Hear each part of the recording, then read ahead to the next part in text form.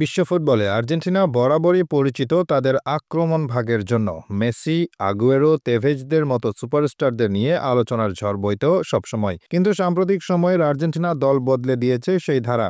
এখন আলোচনার কেন্দ্রে আছেন দলের মিডফিল্ডাররা। বিশেষ করে ২০২২ কাতার বিশ্বকাপ জয়ের পর আর্জেন্টিনার মিডফিল্ড হয়ে উঠেছে বিশ্বের অন্যতম সেরা ইউনিট। তরুণ তারুণ্য আর অভিজ্ঞতার মিশেলে গড়া এই মিডফিল্ডের প্রতিটি খেলোয়াড়ই এখন বিশ্ব ফুটবলের আলোচিত নাম।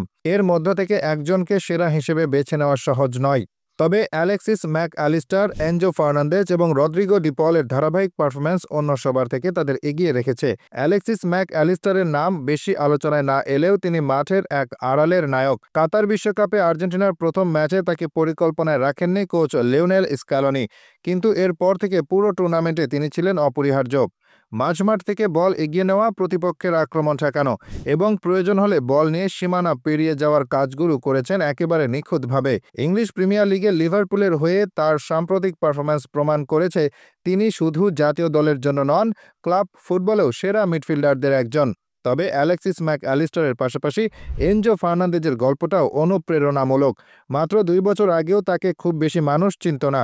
বেনফিকার মতো ক্লাবের ছোট্ট সময়ের দুর্দান্ত পারফরম্যান্স তাকে জায়গা করে দেয় স্ক্যালোনির বিশ্বকাপ স্কোয়াডে। বয়স মাত্র ২১, কিন্তু দায়িত্ব পেয়েছিলেন মাঠের নিয়ন্ত্রণের। প্রতিদান দিয়েছেন দারুণভাবে। বিশ্বকাপে তরুণ সেরা খেলোয়াড়ের পুরস্কার জিতে তিনি জায়গা করে নেন ফুটবল ভক্তদের হৃদয়ে। ট্যাকল, পাসিং কিংবা ডিস্ট্রিবিউশনে তার পারফরম্যান্স ছিল বিশ্বমানের। বিশ্বকাপের পর চেলসিতে ১০০ মিলিয়নের বেশি দামে যোগ দিয়ে তিনি এখন প্রিমিয়ার লিগের সবচেয়ে দামি খেলোয়াড়। তার খেলায় রয়েছে পরিপক্কতা যা তার বয়সের তুলনায় অবিশ্বাস্য। অন্যদিকে রদ্রিগো ডি পল আর্জেন্টিনার মিডফিল্ডে আছেন একটু ভিন্ন ভূমিকায়। তাকে বলা হয় লিওনেল মেসির বডিগার্ড এবং এই নামকরণের পেছনে যথেষ্ট কারণও আছে। শুধু রক্ষণে নয়, আক্রমণ ভাগেরও একটি গুরুত্বপূর্ণ অংশ তিনি। পুরো মাঠ জুড়ে ছুটে বেড়ানো, প্রতিপক্ষের কাছ থেকে বল কাড়ার দৃঢ়তা এবং সতীর্থদের কাভার করার দক্ষতা ডিপলকে আর্জেন্টিনার এক অতুলনীয় সম্পদে পরিণত করেছে। বিশ্বকাপ জয়ের পুরো পথেই মেসির পাশে ছায়ার মতো ছিলেন তিনি। মেসির প্রতি তার আবেগ ও দায়িত্ববোধ ভক্তদের মুগ্ধ করেছে বারবার। তবে সেরাকে, এটা নির্ভর করে দর্শকের দৃষ্টিভঙ্গির উপর। ম্যাক অ্যালিস্টারের নিখুঁত পাসিং, এনজো ফার্নান্দেজের গতিময় খেলা এবং ডিপলের দৃঢ়তা, তিনজনের মধ্যেই আলাদা আলাদা বিশেষত্ব আছে।